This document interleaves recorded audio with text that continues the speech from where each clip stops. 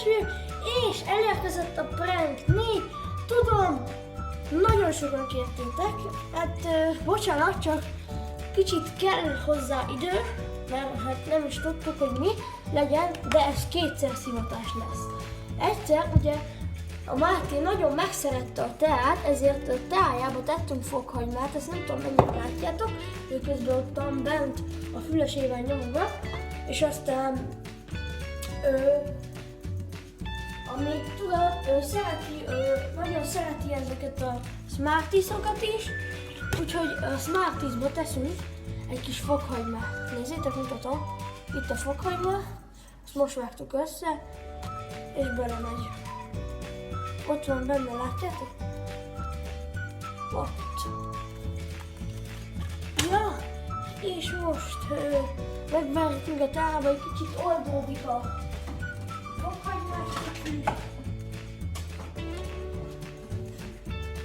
Kapáltak.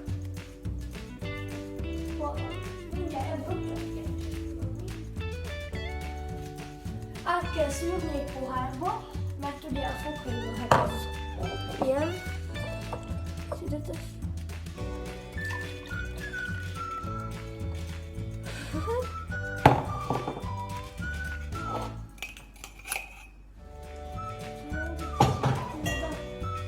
Na, itt is van.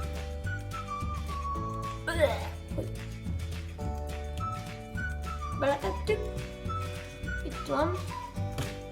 Na és akkor lássuk a reakcióját. Látok.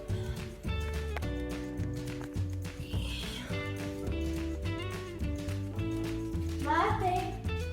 Jasz! Gyere kicsit! Csináltam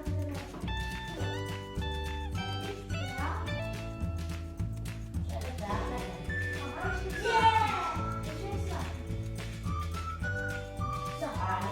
Smarties!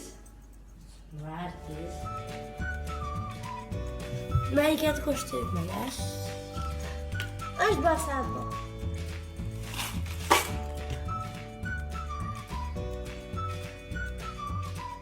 Nem. Nem.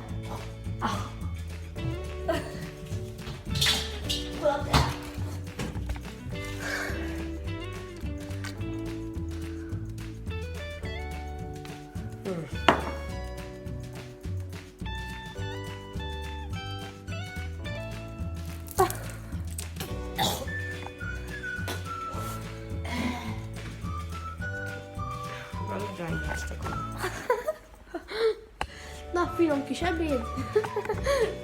Megérkezett a fokhagymás ebéd. Na, ennyi lett volna ez a kis videó. Ha összegyűlik legalább mondjuk legyen olyan 10 like, akkor folytatás lesz. Na, sziasztok!